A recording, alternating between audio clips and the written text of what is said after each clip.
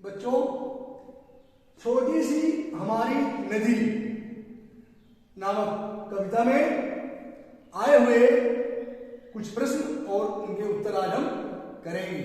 तो आप लोग ध्यानपूर्वक सुनेंगे, इसके बाद लिखने का कार्य करेंगे। तो आइए बच्चों देखते हैं। पहला प्रश्न है, कविता में दी गई इन बातों के आधार पर अपनी परिचित नदी के बारे में बताओ या बताइए। बच्चों, हमको ये शीर्षक हमको दिए गए हैं, धार, पाट, बालू, कीचड़, बरसात में नदी। बच्चों, इसका उत्तर होगा, देखिए हम इस उत्तर में इन सब बातों को सबमिट करेंगे। तो देखते हैं बच्चों, मेरी नदी की धार तेज है, इसके पाट खड़े हैं, नदी में बालू और कीचड़ दोनों है, किनारों पर बरगद के कई विशाल पेड़ हैं, बरसात में नदी का पानी बहुत बढ़ जाता है। ठीक है बच्चों, तो ये समझ में आ गया आपको।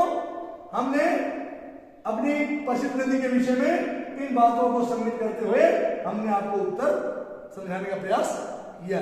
सभी समझ में आ गया? बहुत अच्छी। तुम्हारी परिचित नदी के किनारे क्या क्या है? बच्चों, इसका उत्तर होगा, मेरी परिचित नदी के किनारे कई विशाल पेड़ हैं, इन पेड़ों के नीचे अक्सर लोग बैठकर गपशप करते हैं, त्योहारों के समय किनारे पर मेला लगता है। समझ गए सब लोग? बहुत अच्छे।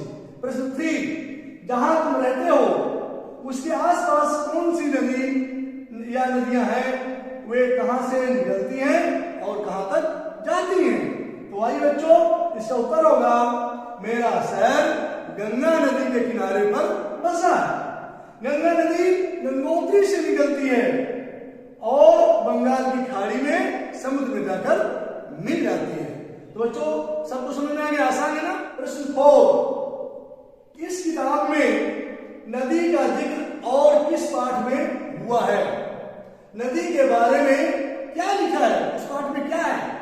इसका उत्तर है बच्चों, इस किताब में नदी का जिक्र, नदी का सफर पाठ में हुआ है, जिसमें नदी के उद्गम, मुहाने, जलप्रपात, उसके मार्ग, गति तथा उससे बनने वाली घाटियों का वर्णन किया गया है। बच्चों, ये मैंने आपको बताया था ना?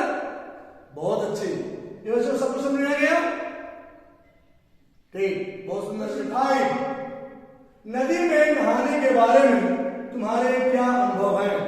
नदी में आप लोग नहाए हैं? बहुत हम खाइए, बहुत अच्छी। तो फिर बताइए बच्चों, सोचिए बच्चों, नदी में नहाने के बाद एक अलग सी ताजगी मिलती है। नदी में नहाकर हर प्रकार की थकावट दूर हो जाती है और शरीर में चुस्ती और फुर्ती आ जाती है।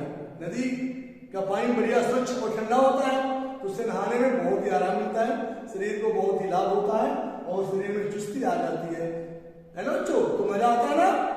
बहुत अच्छी। प्रश्न 6, इस कविता में कौन कौन से शब्द तुकांत हैं, उन्हें लिखो। तो बच्चों, कविता को हमने पढ़ा, अब कविता में कौन कौन से तुकांत शब्द हैं, इनको छांट करके या खोज करके उनको हमको लिखना है। तो आइए बच्चों देखते हैं, उत्तर होगा, कविता में आए हुए तुकांत शब्द, धार, पार, चालू, ढालू, नाम, धाम, डार, सियार, बन, सघन, नहाले, ढाले, रेती, देती, नहाना, छाना, कोलाहल, चंचल, रोला, टोला, उतराती, दन्नाती। तो बच्चों, ये कविता में आए हुए तुकांत शब्द हैं, इनको हमने यहां लिख दिया है। आपको समझ में आ रही सभी को? हम कहिए बहुत अच्छे। बेटा बहुत ही आसान है। ये एक तरह से आप इंग्लिश में जो पढ़ते हो सेम साउंड के वर्ड है, बिल्कुल एक ही तरह की साउंड है, जैसे धार पार एक ही तरह का निकल रहा है। तो बहुत ही आसान। छोटी सी हमारी नदी कविता को हमने पढ़ा, उसे अच्छे से समझने का प्रयास किया, आप लोग समझ भी गए हैं। तो आइए एक प्रश्न देखते हैं। तुम्हारी देखी हुई नदी भी ऐसी ही है? जैसे कि आपने भी बुक में पद को पढ़ा, वो कविता को पढ़ा, या कुछ अलग है? अपनी परिचित नदी के बारे में छूटी हुई जगहों पर लिखो। तो देखो बच्चों क्या लिखना है, डैश डैश डैश सी हमारी नदी डैश डैश डैश धार गर्मियों में डैश डैश कामा डैश डैश जाते पार। तो बच्चों ये जो जगह खाली है इसको हमें भरना है।